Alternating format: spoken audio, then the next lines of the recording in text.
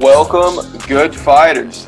Coming to you live with a whole lot of connection, intention, and purpose. I'm Dr. Nash Stopco, coming to you live with Dr. Gates Mayer. What's going on, Dr. Gates? How you doing? What's up, fam? What's going on? Oh, bro, just out here living the dream, for real. The dream for real. People always ask me, how's my day going? My response is almost virtually the same, and I don't intentionally mean it to be like boring, but I'm like, every day I'm just like, dude, I'm so thankful and grateful for today. No matter what today had brought for me, the fact that I'm a chiropractor and the fact that like I'm never working, I'm literally just doing something that I love, dude, I'm just so grateful for that alone every single time somebody asks me. So yeah, bro, I'm doing That's awesome. the mindset, man. That's the mindset. And you know what I feel like with that mindset, though? That's very common among chiropractors. True. Very, very common. Whereas like other professions, maybe not so common. So if you're waking up this morning, first off, if you're waking up this morning and you're a chiropractor, amen, hallelujah, you got a good job. If you're waking up this morning and you're a good fighter, even more amen, hallelujah, because you're doing what you need to do with connection, intention, and purpose on this earth. Fighting that good fight. Fighting that good fight. That's all you can ask for. That's all you can ask for, man. It ain't Whether you work fight. at McDonald's, you're a welder, or you're a chiropractor. If you find a good fight, hey, let's do it. Let's go. Yeah. It's not the easiest fight, right? Oh, sir. It's not the fight that you're in it to get the accolades or you know, you're not in it for the fame and glory. Right. The good fight is the good fight because it's the fight for the little guy, right? That little guy. The bigness of the fellow within, right? Boom. That's who the fight's for. So I love it. That's what's up. It's you got some fire for us, bro. Yeah, with that, we're gonna be talking about what inhibits us, I guess, from being a good fighter. What inhibits us from being somebody that can fight that good fight for the bigness of the fellow within. Because I think we all go through periods and stages, especially if you are in school right now, or if you're going through a time that's turmoil, you can identify these pieces in your life where you're like, hey, what do I need to work on to be a good fighter? Well, these are things that we're going to be working on. These are things that we're going to be talking about today with Dr. Nash. He's got some stuff that he's going to drip in. But I want to run these by you, Dr. Nash, and get your thoughts on a couple of these things as we travel down the rabbit hole, or not the rabbit hole, the wormhole. The wormhole Wednesday. Go ahead, let me hear it. Okay, first one. You don't have a strong enough why. Your why is not strong enough, because we all have a calling in life. But I know that there's a couple different things out there. What's your why? That is almost the starting point for arguably anything you're doing in life. Why? Yeah. You know, what do you think about that? So right off the cuff, bro, I think if you're a good fighter, your why is one of your biggest strengths. That's like something that that's that immovable object for you, that thing that's unwavering, that lighthouse, that North Star. That's something that you always right here, right? Yeah.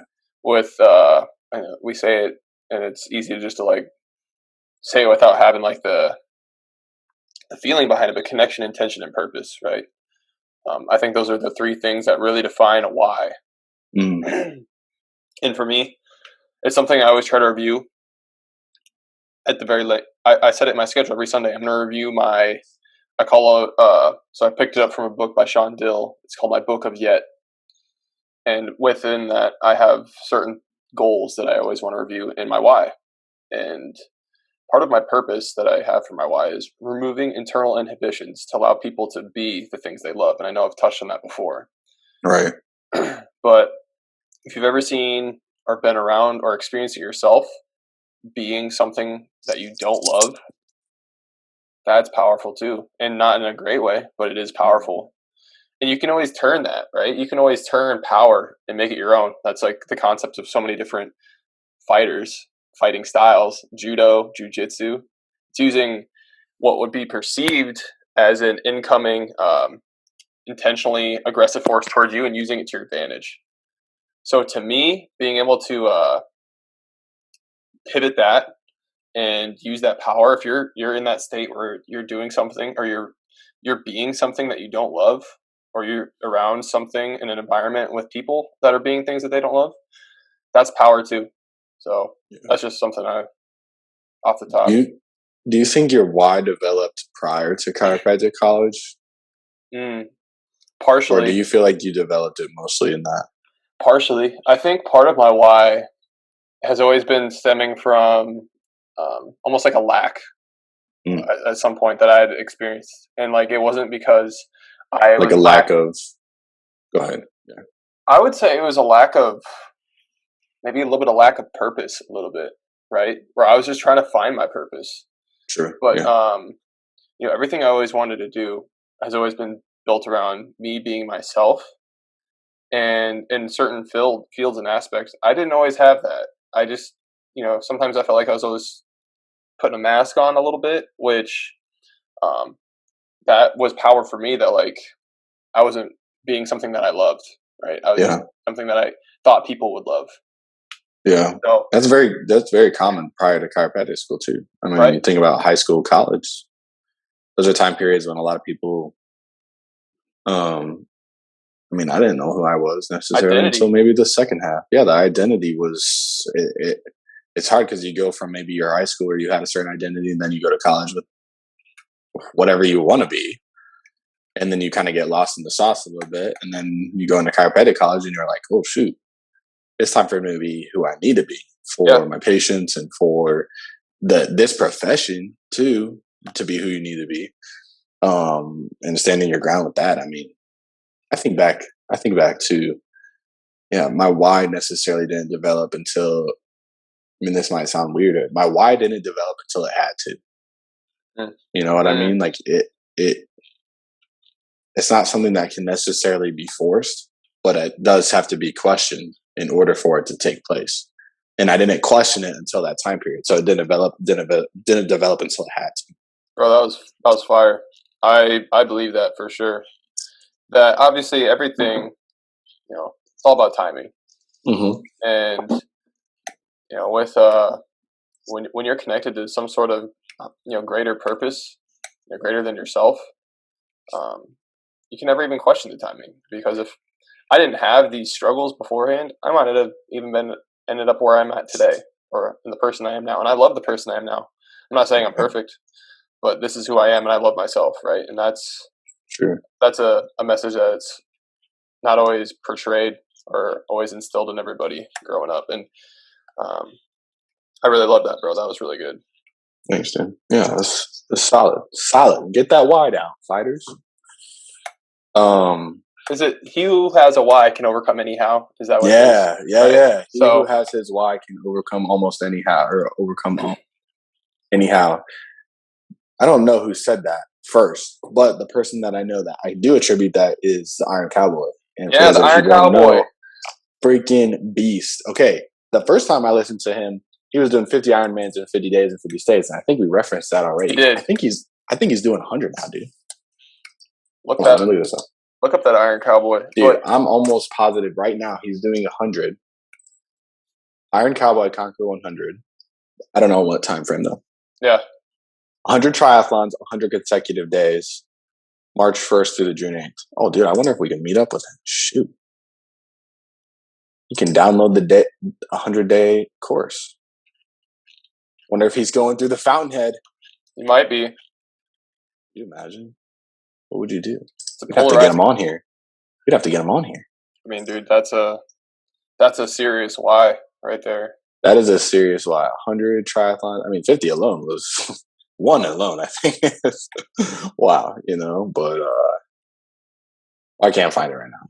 It's okay. So we'll get that for the viewers later. I know we refer to Andy Frisell a lot, and I was listening to one of his episodes recently where he had I believe he was a Marine, maybe a Navy SEAL. I can't remember which one. Yeah. But it's a common theme in any upper level, not just soldiers, but just upper or higher functioning people that like have a higher drive. But what he was talking about is, they're getting to the end of their process where I think it's called Hell Week, where it's just literally like they get like 30 minutes of sleep, maybe. Like, they are literally pushed to their physical and, even more important, their mental limits.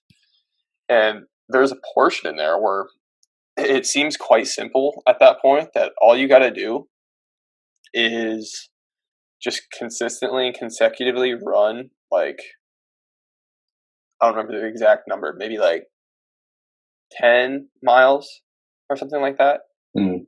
And by that point, they're so beaten up and exhausted that it's just really, really difficult. And he says that the guys that end up dropping out it's not because they don't have the fitness level or they don't have the physical ability to do it, but it's just because they cannot wrap their mind around just taking it one step at a time, or being very present and just like having those very, very minute goalposts to get to. Then you get to that one, you get to another one, and then it just repeats and repeats until you finally get it done. And I feel like that kind of goes a lot with your why. Is when something seems insurmountable in the how, your why is what's going to be able to keep you pushing, no matter how large whatever you're facing might be, just to keep it one more step every single time. Because of your why. No matter what, like, your why is what's driving you, not the how. Do you think? Actually, I want to touch on this later, because there's another part of this that I think can run into that, because a lot of people can have a particular emotion attached to their why that may be inhibiting them from being a good fighter. Sure. Number 2, you're not obsessed with fighting. You have to be obsessed with fighting. Wow. No matter what you do, you have to be obsessed with that. And this hits home for me because I think back to not only just in chiropractic, but also like baseball was really big for me. I love baseball, like a ton. And I loved playing baseball. But in the moment, especially when I was in high school, I wasn't obsessed with it in the way that I am now. And my mentality is a lot different. Like now, my mentality, if I were to take a field or whatever like that, is just going after a balls to the wall, where I'm like, I will freaking annihilate this ball, or I'm going to get every pitch, every whatever. Like, you know how they say the good athletes are like, give me the ball, I want the ball. I didn't have that mentality. I wasn't obsessed with it in that way.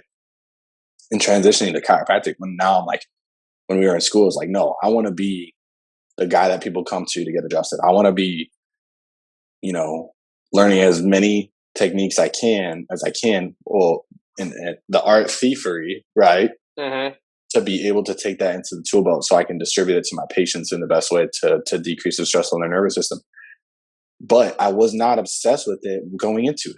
I wasn't, and it portrayed itself too, especially in my undergrad, when I was struggling with my undergrad courses and different things. Is the more you're obsessed and the more you have a why, the more you're going to be able to fight that fight. It's like you were talking about, make it through.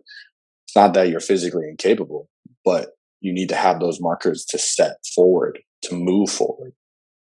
And that was a big thing for me. Dude, yeah, 100%. I think, going off of what you were saying about, just like the entire concept of like, God, I just had it. Hold on. So ultimately, what I always think about with like just myself being obsessed, I feel like at the end of the day, like, I love chiropractic.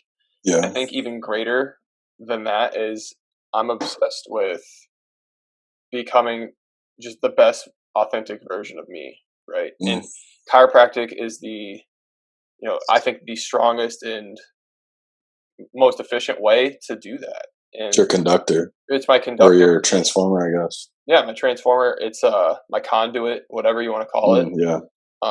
For me to bring that out in myself. And I know the power that it has because it's happened to me, and I've seen it happen to countless people in front of my eyes. And with the good fight, I think that's something that is synonymous with a true good fighters. They're not satisfied with the current present. They're always trying to keep pushing, no matter what the avenue might be in. But for me, my 3 biggest things that I always say that I stand for are truth, love, and freedom, right? And I think all three of those are things that are constantly under duress. Yeah. By other people that are trying to remove those things from people, whether they be Right. personally or by a larger group.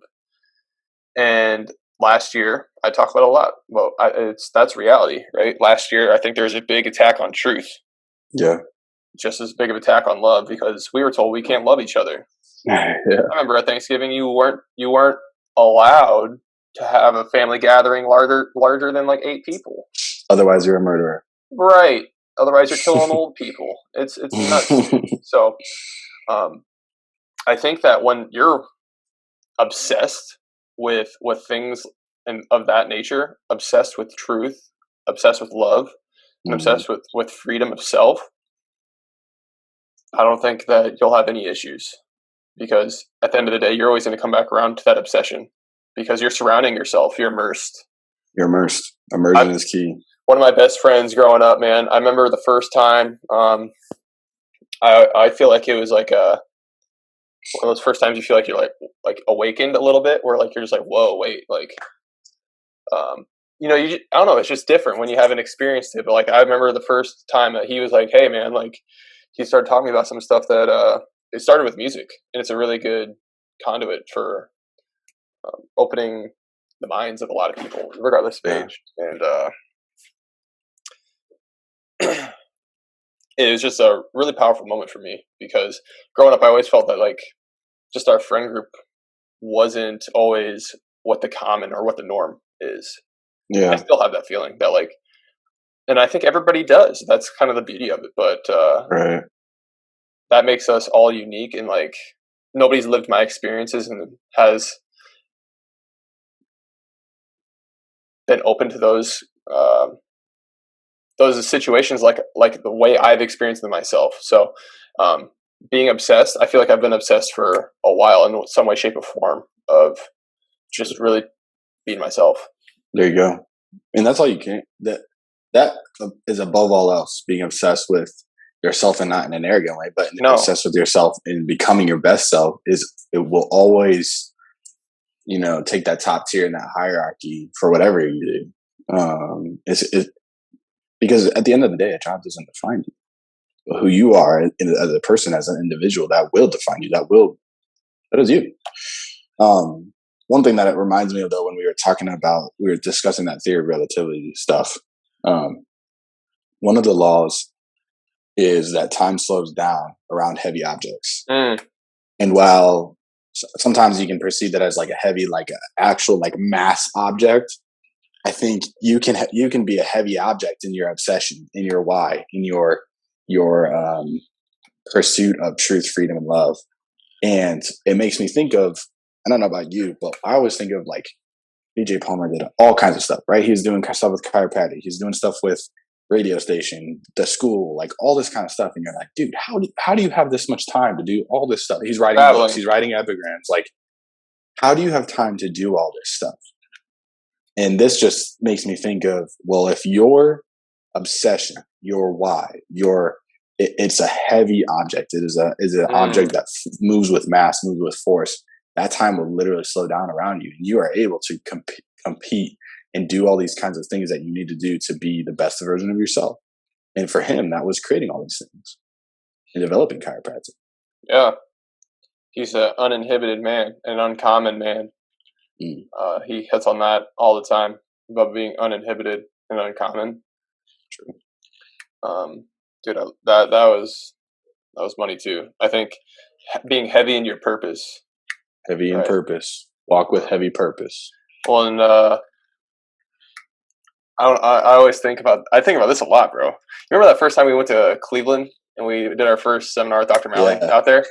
Dude, and he's done it before, but literally the way his perception of his weight, right? That was wild. But like, I think that's I don't know. You can't put a price tag on that type of a lesson or that type of like experience where you can truly experience something that some would say is illogical, right?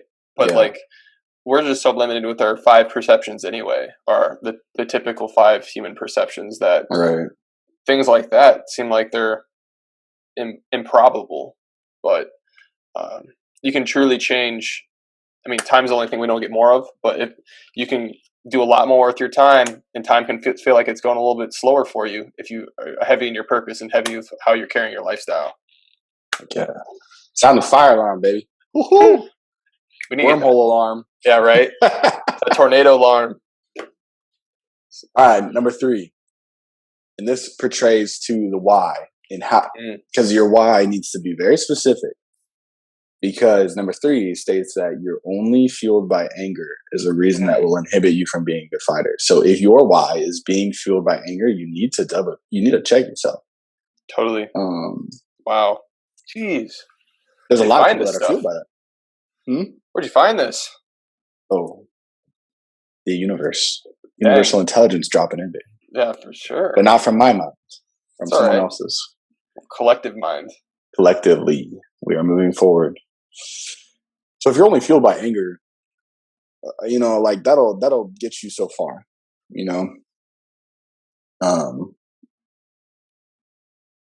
But if your why is something that's fueled by anger, it's something that is limited, and especially is limited when you label those 3 things: truth, love, and freedom. You can't really have all that if you're fueled by anger. You certainly can't have love. No. Truth. Oftentimes truth can be blocked by anger. You can be. Oh yeah, and when you're angry, dude, it's so easy to have blind spots in your anger. Yeah. I think anger is so one-dimensional and very linear. Yeah. Where it just, it's a hollow emotion that, like, yes, it is. It's a convenient, easy emotion. It's a raw emotion. Yeah. I think to love and to be compassionate and to be empathetic, those are complex. And we talk about states of being. Right? It takes a lot more to truly embody love and compassion, right? Definitely does. To do that, you gotta be able to let go and not just let go of like trauma, but like let go of being okay with being uncomfortable, but also linear wise, it's a difficult perception. Life and death. Yeah. And to me, I think anger. I mean, I don't know if anybody's familiar with Star Wars, right? But it's fear leads to anger, and anger leads to hate, right? That leads to the dark side. And I was going to say, anger always stems from some sort of fear, and to live your life based off of fear, that's an empty lifestyle. That's to live life off fear is just it's not substantial. And when you're living angry, there's only one level left to go, and that's to hate. And to leave the world a better place than when you found it, it's never done through hate, and it's never done through anger, and it's never done out of fear. Makes me think of anytime you see like a superhero, whoever. Yeah. A lot of times they're driven by anger at first, like Batman, for instance. Driven by anger at first to create this alter ego and different things like that. But he transforms as he goes through the thing. He's caught up in his own demons. Sometimes that ultimately is not fueling his why at the end of his, or as he transitions, he evolves. And if we're trying to be that person that's not on the dark side, and I should hope that none of us want to be on the dark side, at least not forever. Being somebody that is evolving to understand that while you maybe are angry right now, there are ways out of it that are more conductive and conducive to you being your optimal self. With Batman too, bro, he still always has it is a code to an extent, but like he never kills anybody, right? Right.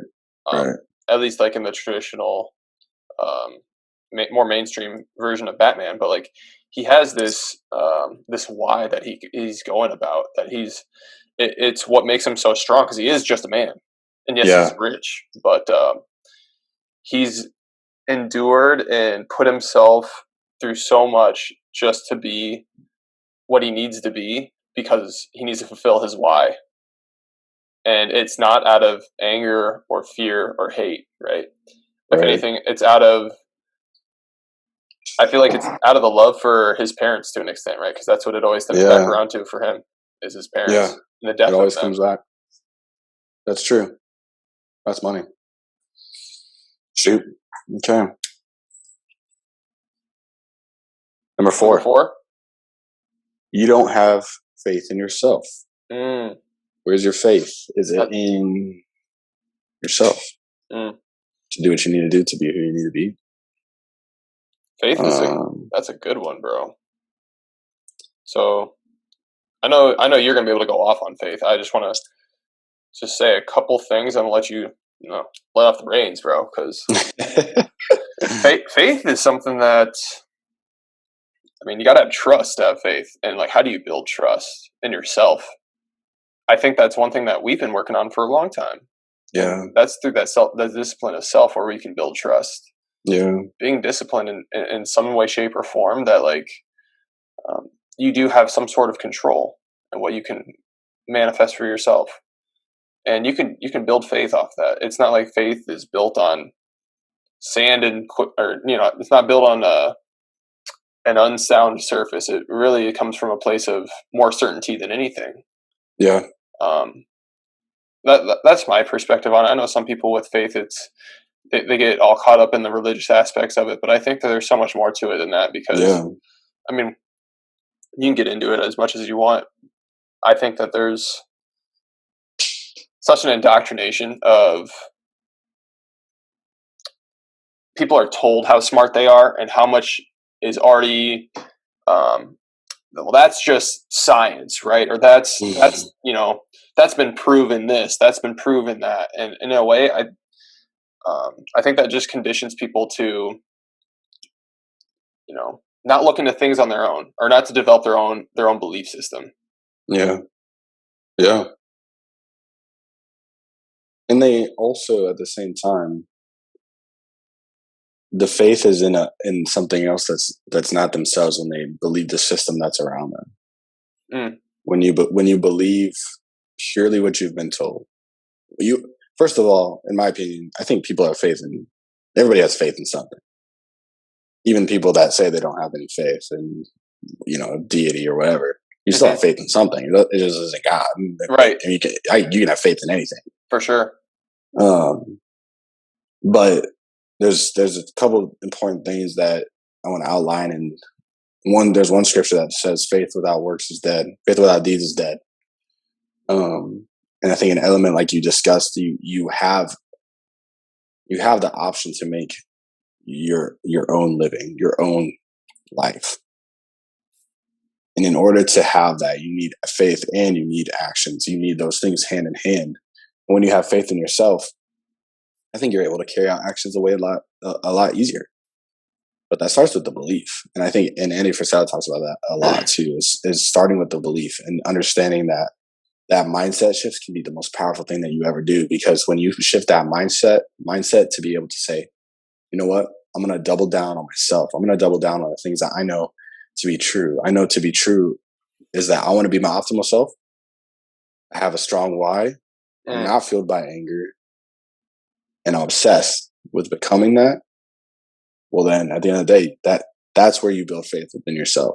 That's when you start to see yourself not just for who you are in that one moment, but for who you can become. When you visualize ourselves for who we can become, I think that's when we say, we got a lot of faith in ourselves, because it's always being, it's what we hope for and certain of what we do not see.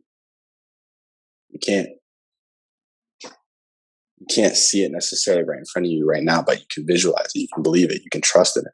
Yeah. Well, look at a forest, right? Like you can't really see that growth happening.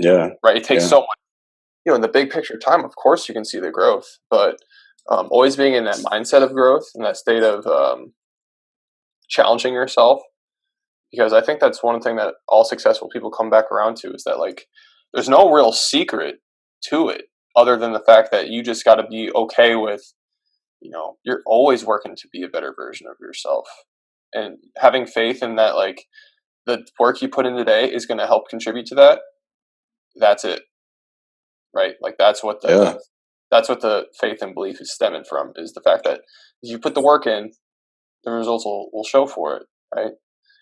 And to be a good fighter, I think that's one of the pillars of it, is that you got to not just talk it, but to live it.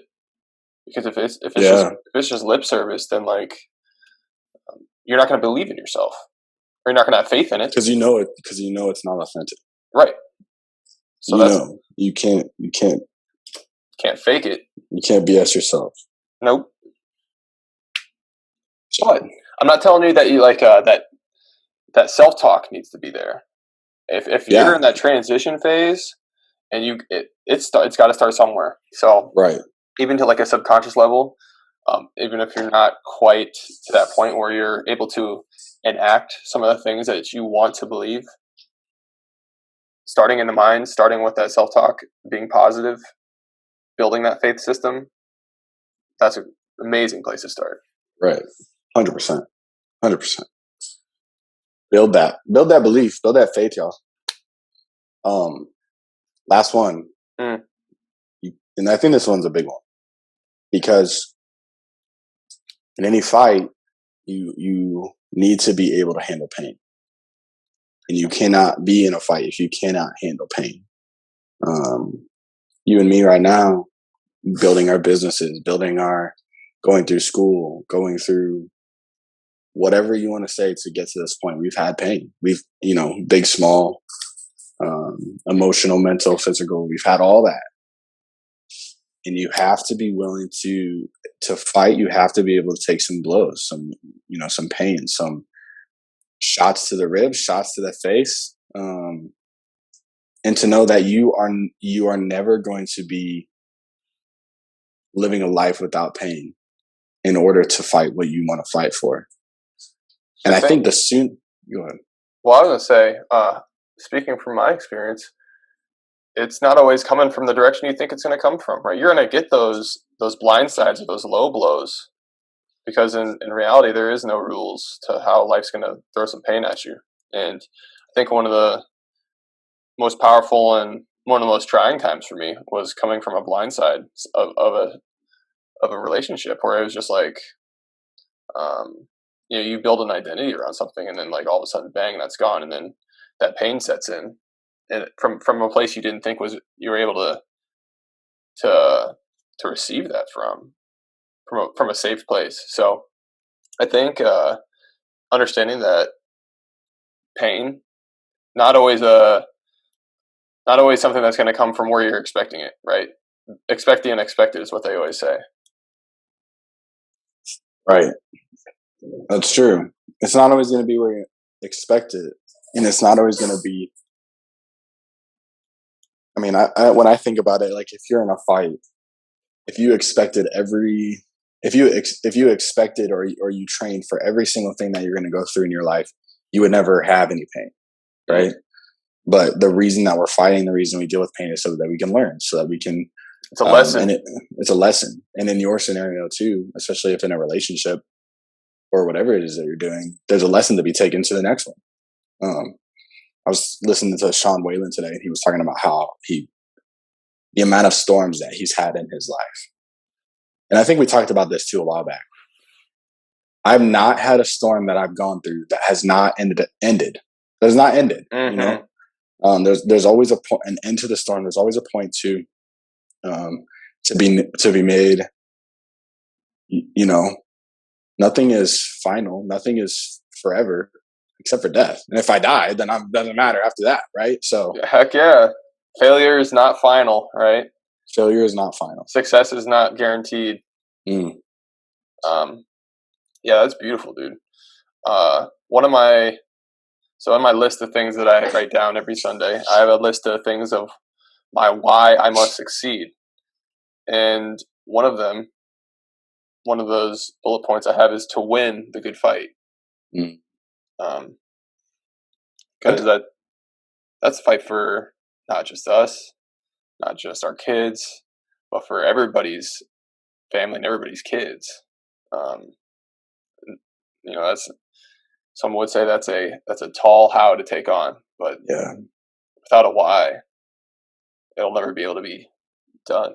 But I think one thing with that though too, and every good fighter that's on here just listening to that. First off, what did you call it? What did you say you call that on Sunday? So I review my book of things I haven't done yet. So but what did you say? You call it your list of whys, or what did you say? Oh yeah, why I must succeed. Why I must succeed.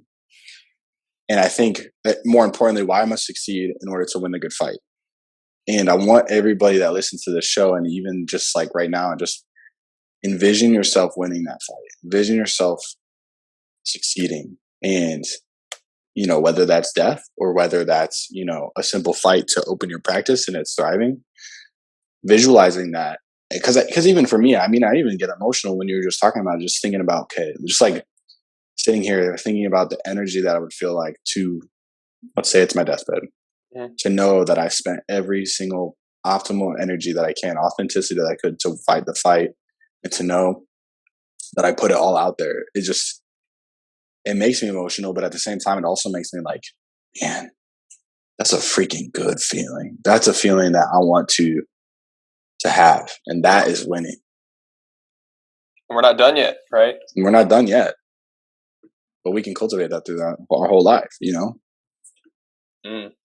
But that one point too, I want to make real quick. Back to that theory of relativity. Because I think this is a cool way to weave this in. Yep. Tooting my own horn, I guess. Yeah. Maybe it won't click with some people. But one of the theories is that the faster you move through space, the slower you move through time.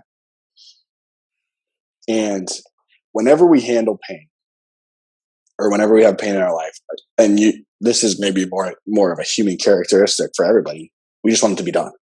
I want it to be done. I want it to be over the next day, the next minute, the next second, just whether it's emotional, physical, whatever. I want it to be done. I want to be comfortable, right? I want to be comfortable. Oh shoot, yeah, dropping that big time. But if we're moving faster through time, right? Because it's the opposite. If the faster you move through space, the slower you move through time. Well, the faster you move through time, then the slower you're going to move through space. And the slower you move through space, the slower you're going to get to that endpoint. The slower you're going to get to that success. The slower you're going to get to touch as many lives as you can. The slower you're going to get to do everything you want to do in life in the space that you have. And we so oftentimes want it to speed up our time. Right. But at what cost? At what cost? I think that's I don't know, that's an amazing Did that make sense? To me it did, because especially Fight Club, I hope it made sense. Tying it back around to what you were talking about with BJ, right? That dude, he was moving so fast because he was doing so many different things. And for him, he moved through time probably as slow as anybody, right? In the life of him, in the life of BJ, I mean, think about him on his deathbed. How many things he would have to go through to run through his entire life.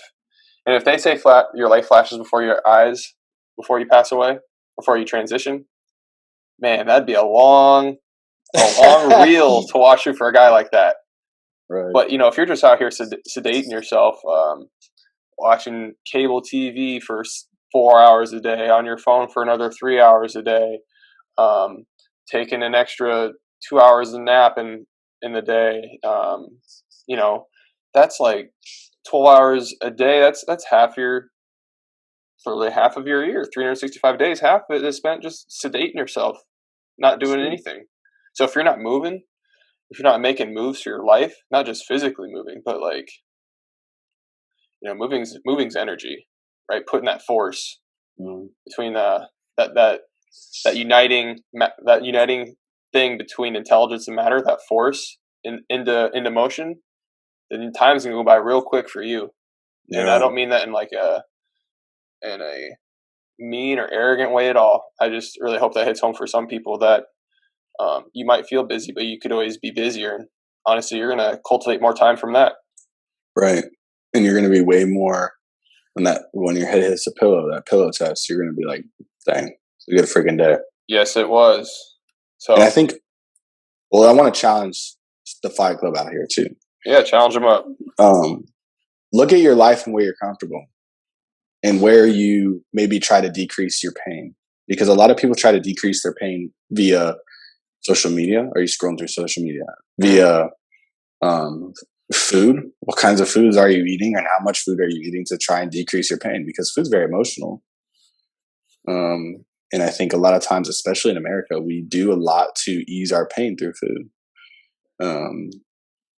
They don't call it comfort food by accident. They don't. And I love me some comfort food, but me too. You got to make sure you check yourself sometimes, and then just challenge yourself to see and visualize where you're comfortable, and ask yourself, the pain that I would learn from the lesson by not being comfortable, what would my life look like if I go through that? What would my life look like if at the end of the day I succeed and I fight the good fight through that? And so, with that being said, just to recap, you don't have a strong enough reasons why you might be inhibited from being a good fighter. You don't have a strong enough why. You're not obsessed with fighting. You're only fueled by anger. You don't have faith in yourself, and you can't handle pain. So I think with that, you have to be able to take those 5 things and utilize them to your advantage. Utilize them to make yourself relative, to make yourself a reality. I don't know. Did you ever hear this, Gates? I feel like it's damn near universal with athletics in general, but control the controllables, right? You've heard that, I'm sure. Yeah. As I have probably 1,000 times. And it's really easy to take that at face value.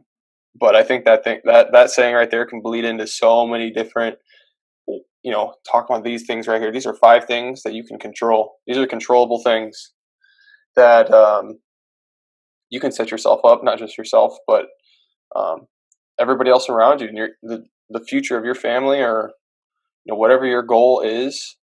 You can control all these things and set yourself up to be a lot better, and to fight that good fight in that way by controlling the controllables. Control the controllables, 100%. And I think there's a lot of people that will try to, maybe they won't listen to this necessarily, but a lot of people out there that might try to white knuckle it through life and not take advantage to control the controllables.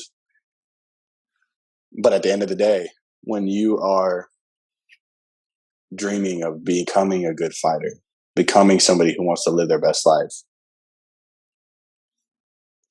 I think it's just a very important thing that you can do is ensure your reasoning and your dedication is worth that life. When somebody's white knuckling, dude, what do you think that they're holding on to? I think it's some sort of fear, right? So, they're already holding on to something that they could control, that they could let go of, right? Literally, let it go. You don't have to white knuckle through life to get the most out of it. No. In fact, I would say you aren't living life if you are white knuckling it. Yeah, you'd get so much more out of it if you weren't. Yeah.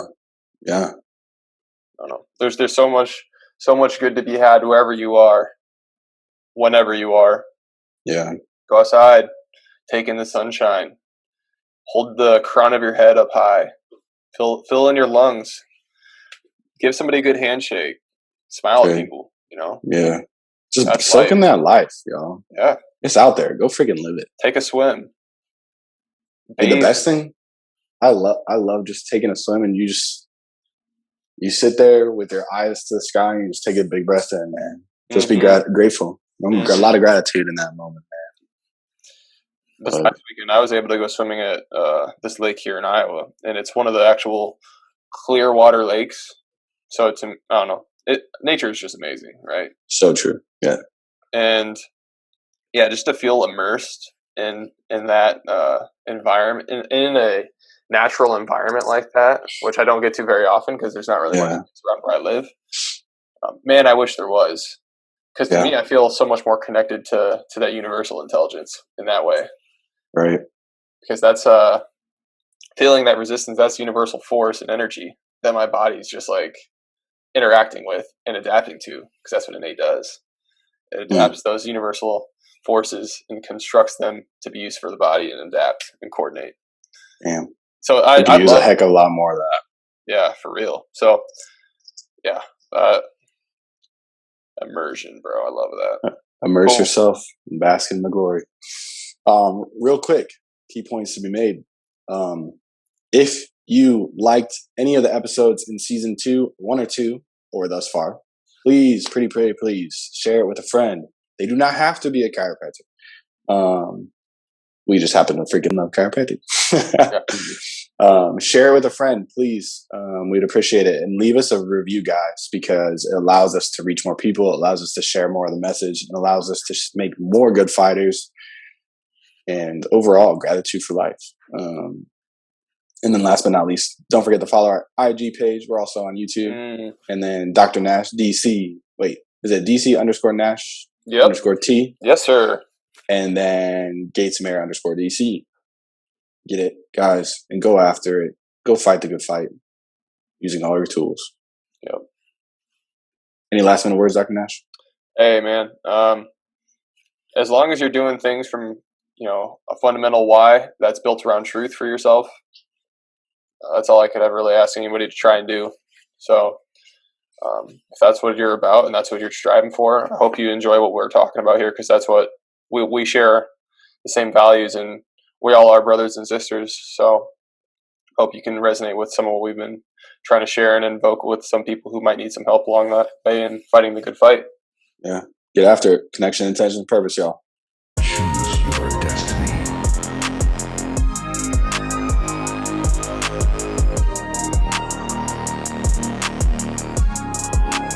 Raiden wins.